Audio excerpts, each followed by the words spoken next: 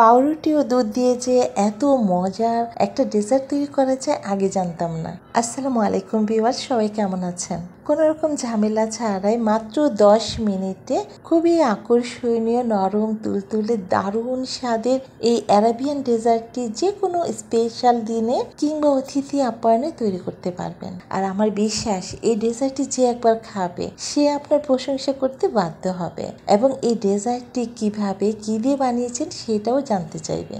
আর এই ডেজার্টটি তৈরি করার জন্য এখানে আমি 3 পিস ব্রেড নিয়েছি। এখন এই ব্রেডের চারপাশে যে ব্রাউন অংশগুলো আছে সেগুলো আমি ছুরি দিয়ে দেখুন কেটে নিচ্ছি। আর এই ব্রাউন অংশগুলো কিন্তু আমি ফেলে দিব না, এগুলো দিয়ে ব্রেড ক্রাম্ব তৈরি করব। পরবর্তীতে যে কোনো রেসিপিতে আমি ব্যবহার করব। আর ব্রেড ক্রাম্বটা তৈরি করাও কিন্তু খুবই সহজ, ব্লেন্ডারে দিলেই কিন্তু খুব সহজেই কয়েক মিনিটের মধ্যেই ব্রেড ক্রাম্ব তৈরি হয়ে যাবে। তো সবগুলো আমি ব্রাউন অংশ বা শক্ত অংশগুলো কেটে নিয়েছি।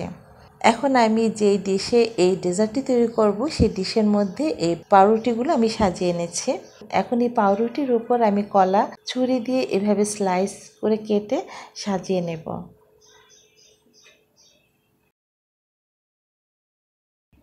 তো সবগুলো কলা আমি ব্রেডের উপর ভালোভাবে সাজিয়ে নিয়েছি, দেখতেই পাচ্ছেন।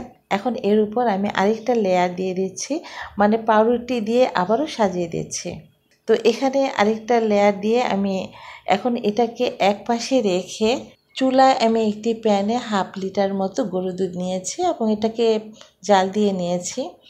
আর খুব একটা বেশি জাল দেওয়ার প্রয়োজন নেই। আমি 1-2টা যখন বলক উঠেছে এখন এখানে দিচ্ছি 2 টেবিল চামচ চিনি আর দিচ্ছি এখানে 3-4 ফোঁটা ভ্যানিলা এসেন্স। এখন এগুলো ভালোভাবে মিশিয়ে নিয়ে আমি এটাকে আরও 1-2 মিনিটের মতো জাল দিব। গরম থাকা অবস্থায় এখন এখান থেকে আমি কিছুটা দুধ তুলে রাখছি আর এই গরম দুধটা এখন আমি এই ব্রেডের উপর ঢেলে দিচ্ছি।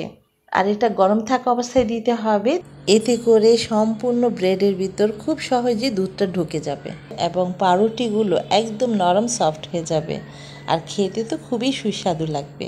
আর এখানে কিছু পরিমাণ দুধের সাথে আমি দিচ্ছি এখানে 1 টেবিল চামচ পরিমাণ কাস্টার্ড পাউডার। আর এটা কিন্তু ঠান্ডা দুধের সাথেই মেশাতে হবে, খুব বেশি গরম দুধের সাথে দেওয়া যাবে না, তাহলে চাকা চাকা হয়ে যাবে। আলাদা করে ঠান্ডা করে দুধটার সাথে আমি মিশিয়ে নিচ্ছি। তো ভালোভাবে মিশিয়ে নিয়ে এখন দুধের সাথে মিশিয়ে চুলার আঁচটা আমি এখন লোতে রেখে অনবরত এভাবে নেড়ে চেড়ে নেব, তা না হলে দলা পেকে যেতে পারে। আর কাস্টার্ড পাউডারটা দেওয়ার সাথে সাথেই কিন্তু ভালোভাবে মিশিয়ে নিতে হবে আর অনবরত নাড়াচাড়ার উপর থাকতে হবে। যদি থেমে যান বা না নাড়েন তাহলে কিন্তু দলা পেকে যাবে, নিচেদের লেগে যাবে। খুব একটা বেশি জাল দিতে হবে না, কয়েক সেকেন্ডের মধ্যেই দেখবেন এমন ঘন হয়ে যাবে। তো ঠিক এমন ঘন হয়ে গেলে আমি চুলাটা এখন অফ করে ফেলবো। আর এটা কিন্তু ঠান্ডা হওয়ার পর আরেকটু ঘন হয়ে যাবে। তো সম্পূর্ণ ব্রেডের উপর আমি এটা ঢেলে দিচ্ছি। আর এই ডেজার্টটি আকর্ষণীয় করার জন্য আমি উপর দিয়ে কিছুটা কাঠবাদাম কুচি এবং কিশমিশ দিয়ে দিচ্ছি। তো সাজিয়ে দিয়ে এখন আমি এটাকে ঠান্ডা হওয়ার পর নর্মাল ফ্রিজে রেখে দিব 1 থেকে 2 ঘন্টা পর্যন্ত।